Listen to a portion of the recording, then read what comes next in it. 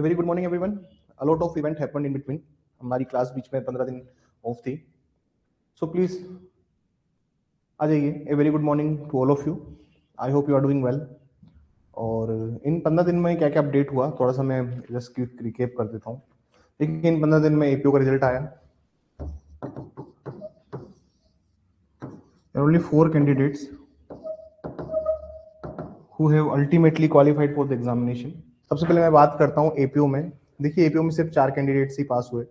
अब दिक्कत क्या होती है सर, लो फील्ड में अगर आप मैं बहुत टाइम से मैंने कोई वीडियो नहीं बनाया इसके ऊपर. देखिए लो फील्ड में सबसे बड़ी दिक्कत यह है खुद को मोटिवेट कैसे रखें. That is a tough situation which right now I am facing. मैं कुछ दिन पहले पत्रकार में गया था. पत्रकार कॉलोनी हमारे घर के पास में ही है. मैं वहाँ गया था तो मैंने एक स्टॉल देखी. मेरे को बात शेयर नहीं करनी चाहिए थी लेकिन आपसे शेयर करूंगा ये बात. मैंने एक स्टॉल देखी, वहाँ पर एक मैडम थी और उन्होंने मास्क लगाया हुआ था. तो मैंने तो उन्हें पहचाना नहीं लेकिन उन मैडम ने मुझे पहचान लिया. ठीक है, बोला सर मैंने एपीयू की प्रीलिम्स की टेस्ट सीरीज ली थी आपसे और मेंस के रिजल्ट उस टाइम मेंस का रिजल्ट नहीं आया था जब मेरी एग्जाम की बात बता रहा हूँ मैं आपको. तो शी वॉज वेरी डिसअपॉइंटिंग. और डिसअपॉइंटिंग इसलिए होना चाहिए क्योंकि जब परिणाम अगर रिजल्ट ही अगर चार आने का है तो वो एक अच्छा साइन नहीं है. क्योंकि आप इधर वैकेंसी निकालते हैं 44. आरएसएस का रिजल्ट भी एक अभी रिसेंट इवेंट था. अगर आप उसकी कट ऑफ देखो तो 190.5 कट ऑफ थी जनरल की. तो आप समझ लीजिए कि तैयारी नेक्स्ट लेवल पे लेके जानी पड़ेगी, अदरवाइज सिलेक्शन नहीं होगा. तैयारी नेक्स्ट लेवल पे कैसे लेके जानी होगी उसका एक सर सिंपल फंडा समझ लीजिए. हिंदी और इंग्लिश इनको अब रेगुलरली पढ़ना स्टार्ट कर दीजिए. एग्जाम की डेट आए तब नहीं पढ़ना है, अब पढ़ना है इनको रेगुलर हमेशा. आप रोज लो पढ़ते हैं, आप रोज 2 घंटे 3 घंटे हिंदी इंग्लिश को भी देंगे. क्योंकि अगर आप देखें एपीओ के 4 कैंडिडेट के रिजल्ट में सबसे ज्यादा शॉकिंग बात यह थी कि लेवल पेपर का. आरपीसी को एक बात सोचनी चाहिए कि हम लो वाले बच्चे हैं.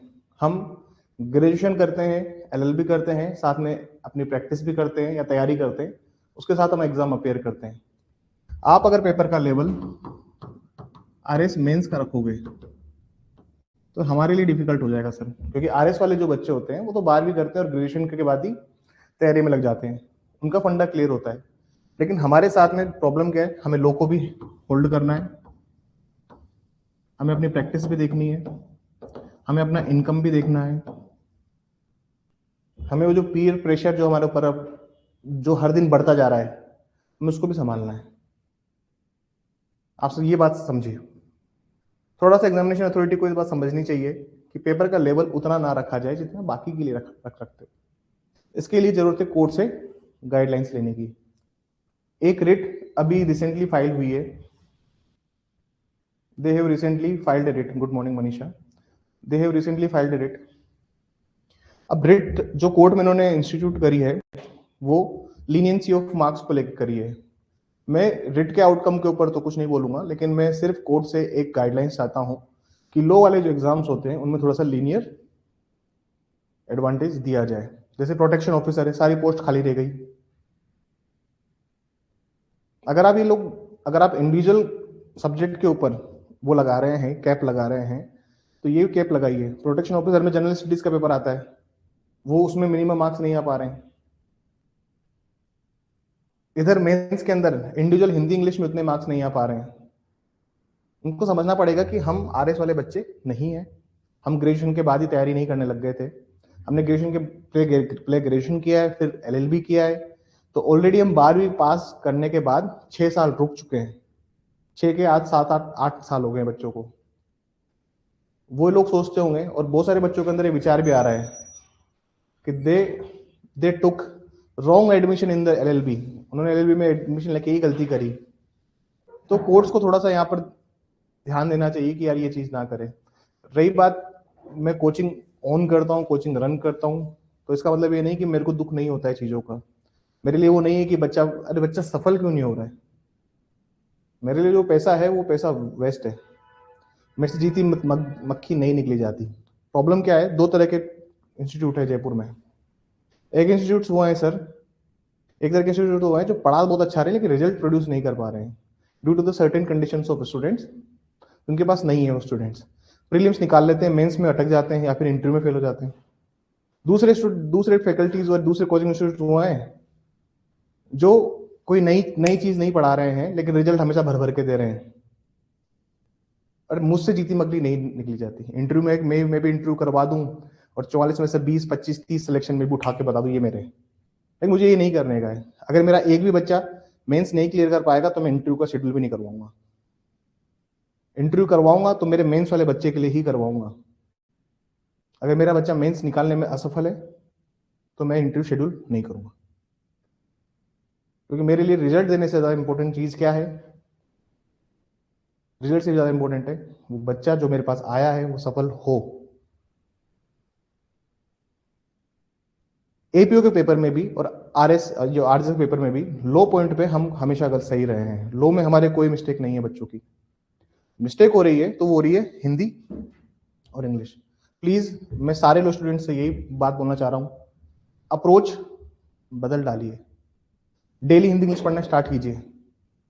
आप सोच लीजिए किसी बच्चे के लो में इतने मार्क्स नहीं है लेकिन हिंदी इंग्लिश में इफ ही स्कोर्ड 40 ना तो भी उसका सिलेक्शन हो रहा था, एपीओ वापस आएगी। रीजन क्या है इसका, जितनी वैकेंसीज थी 4 बच्चे सिलेक्ट हुए 183 में से। अगर 4 बच्चे आप टोटल सेलेक्ट कर रहे हो, और आपको एक बात पता है तो 2015 में वैकेंसी आई थी लास्ट, फिर वैकेंसी आई 2024 में। सुनिएगा एक बार बात, 15 से 24 में ऑलमोस्ट आप 9 to 10 ईयर बाद वैकेंसी बोल रहे हो।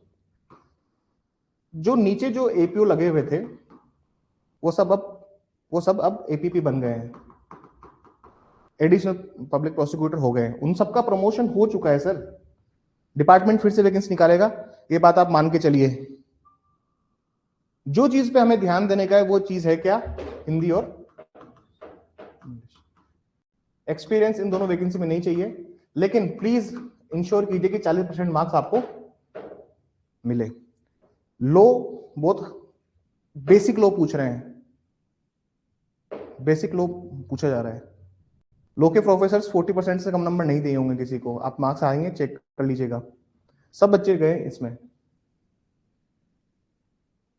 मैं कोर्ट से गाइडलाइंस चाहता हूं कि थोड़ा सा लीनियन साइड पर मार्किंग रखी जाए लो वालों के लिए। अल्टीमेटली तो आप बनाएंगे मेरिट ही ना। SC ST को 35% नंबर चाहिए बस। अगर SC ST भी 35% नहीं ला पा रहे तो मतलब आपने मार्किंग तो बहुत टाइट करी है। तो प्लीज हिंदी इंग्लिश को रेगुलर पढ़ना स्टार्ट कीजिए एज ए रेगुलर सब्जेक्ट, क्योंकि 40% इंडिविजुअल। अब ये बात आपको लग रहा होगा सर अब कहाँ वैकेंसी आएगी, रुक के ध्यान रखिएगा, 4 बच्चे ही सिलेक्ट हुए हैं बस, वैकेंसी पेंडिंग चल रही है।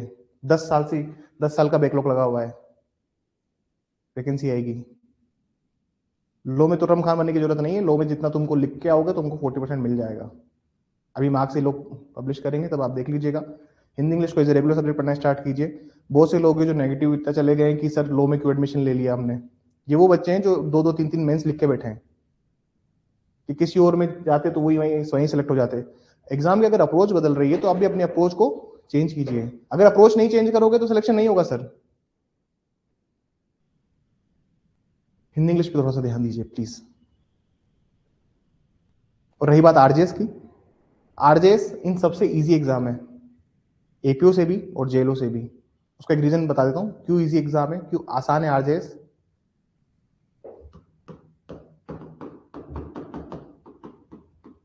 डायरेक्ट प्रीलिम्स, डायरेक्ट ही मेंस, इंटरव्यू का वेटेज इतना नहीं है। और दूसरी बात हिंदी और इंग्लिश के ऐसे, अगर आपकी ग्रामर अच्छी है तो आप यहां पे भी अच्छा ही करेंगे।